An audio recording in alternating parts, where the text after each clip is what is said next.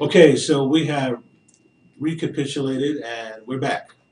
So we're going to move very quickly, but not very quickly, methodically into the styles of conflict because this is where really the rubber hits the road. And we want you to be able to feel comfortable in any of the situations that Evelyn, Sakia, and I talked about individual, work, family, society, etc. And those five, if you will, styles, now distinctive from the types. Types of conflict were, of course, the four we talked about: the intrapersonal, the interpersonal, the intergroup, and the intragroup. Now we're talking about styles of conflict. So how you going to actually, which one should you be using? That's right. When the conflict comes up. Right. There's 5 different models. Okay. That we're going to rotate between. And we encourage you, for those that are not driving, who are sitting at home, or relaxing, having a nice cocktail. Here are the 5. And we want you to be able to absorb these. The first is accommodating. The second, avoiding. The third, competitive. The fourth, compromising. And the fifth, collaboration. And as we have learned over the years, this model has been tried and trusted, and I think the main deliverable or learning outcome is being flexible and adaptable enough to be able to use each of those styles in a given situation. That's right. So, Evelyn, do you want to dive into any of them? To avoid, accommodate, compete, compromise? Well, I think we're going to save the one that you need to do the most, and let's just give them just a little quick insight into all the rest, and when this would be a good time to use it. Sure. Like when you're accommodating. Hey, it's a group of us, we want to go out to dinner. Oh, someone Mexican, someone Thai, someone Indian, Italian, whatever. We could be accommodating when it's no skin off your back. It's nothing that you're going to lose. You don't have a real investment in it. And I'm okay with whatever the group chooses. Exactly. So therefore, say I like Italian, but they choose tonight that we're going to do Mediterranean. I go, okay, that's fine. I'm not too much into the Greek. Or maybe I don't like eggplant that much. But we're going to do that. So fine. We choose that. And that's a good thing because it doesn't mean that much for me. And I'm going to go and enjoy it. Right. That's wonderful. But then there are times when what? That's not going to work. Now, next time they said we'll do Thai. Okay. Next time come and they're doing Mexican. Right. The third time, we're going to get that Thai. But guess what? It didn't happen. Right. And they chose Indian. Okay. Now what's going to happen in All good foods, by the way. It's all wonderful. I love it all. And the spirit of diversity and inclusion. That's true. It is. Food is the gateway to the soul. But you know, there's sometimes you want something in particular. Right. And I'm not getting the choice that I want. And they kept telling me, next time, next time, next time. So how do you think I'm going to begin to feel? Well, first of all, you're not going to feel good. You feel like your voice is not being heard. You might feel marginalized because you like food, you like the fellowship, but you're consistently accommodating where everybody else wants to go. And I'm not getting what I want. Right. So you get frustrated. So accommodate. It's a good thing when it's all right. Everyone gets to share in it. Everyone gets to be pleased. Right. But at some point, you're going to have to do something that you really want. Because as Arthur stated, you're going to get frustrated with that one. I'm not getting what I need. I'm not getting that Thai. Yeah, I'm not getting that Thai. I really want that green curry. Right. And it's not happening. So there's a time and a place for accommodating. Right. Even at work? Even at work. So let's talk about avoiding and use the same food context. You may continue to go with your friends to the restaurants of their choice. Yes. And your friends have known you for a long time, but recently you found out you had some allergies. Maybe to cornstarch, cornmeal, or corn oil, but you don't want to say anything, so you avoid a lot of the conversation because you're really eating something you really don't want to eat. You're not going to eat something that's going to have an impact on you, but what you would normally get at that particular restaurant, you don't get. Right. So you kind of avoid telling them transparently, listen, I have some allergies, folks. Can we make an adjustment? So you kind of avoid the conflict altogether, and you just go along to get along. Now, what if I tell them? Well, and they still go to the same different places, even though I say, I can't, there's nothing on that menu for me. Right.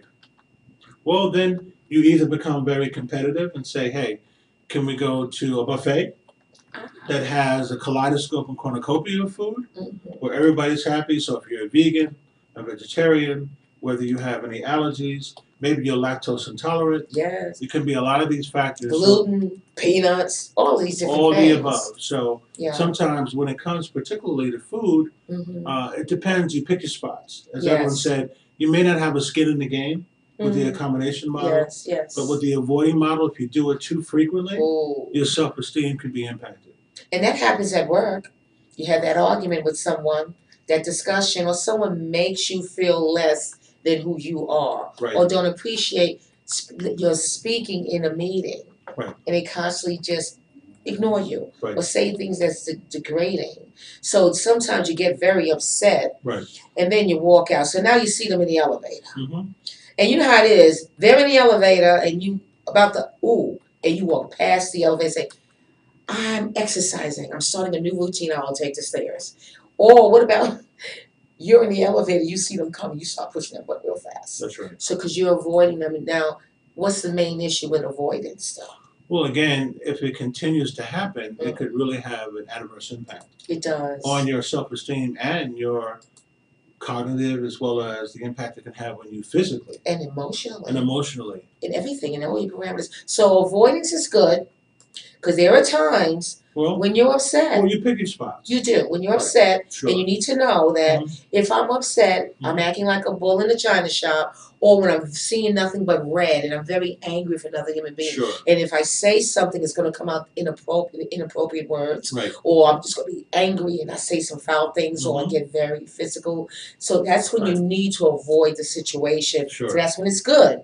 When you're being in that place that you don't want to get worse, or when you call it a hostile takeover, emotionally charged, this is when you need to avoid that conversation and you need to walk away. So that's the good part of avoiding. It serves a purpose. Sure.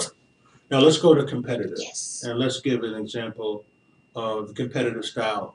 For all our listeners out there, many of us, we play chess, we play sports, we are academically driven, maybe we go to a trade school. We want to do the best that we can be. We don't wake up in the morning and say, let me wallow in mediocrity. What's wrong with that? Well, no, that doesn't really fit anybody. That's not what we want. So we want to be competitive and do the best that we can be. But some folks are so competitive, they'll do anything in their power to make sure that they're achieving excellence, but at your expense. All right. So being competitive could be a good thing. It could actually increase the proficiency and efficiency of a situation. But some folks are competitive to the point where it's about scorched earth. I win and you lose. There you go. All right. It's called zero-sum game. Yes. Evelyn, I don't really care about you, so I'm going to do everything in my power to denigrate you because I want to win at all costs. And those people are usually power hungry as well as narcissistic. Yes. So man, I'll do all kinds of things that's going to make you feel lower than you need to be. That's right. So when we talk about that civility and respect, that's on the highway. It didn't meet that person yet. We don't want to do that. So we definitely, there's a time and a place, but this is not something we want to do all the time. Right, exactly.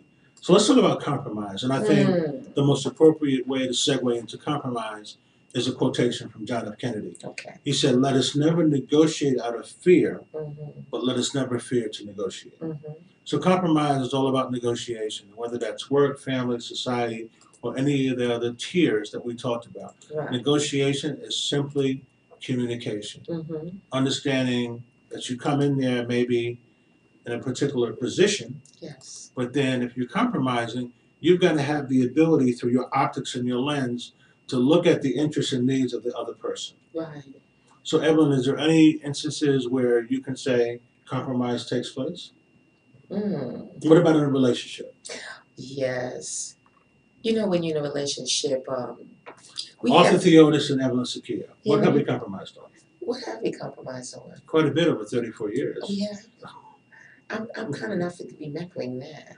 Maybe I put that someplace else to package that up. Sister, I can remind you. Go ahead, give just one thing. Okay, so folks, and you're going to laugh at this, and some of you that know us know this, Evelyn likes to stay up really, really super late.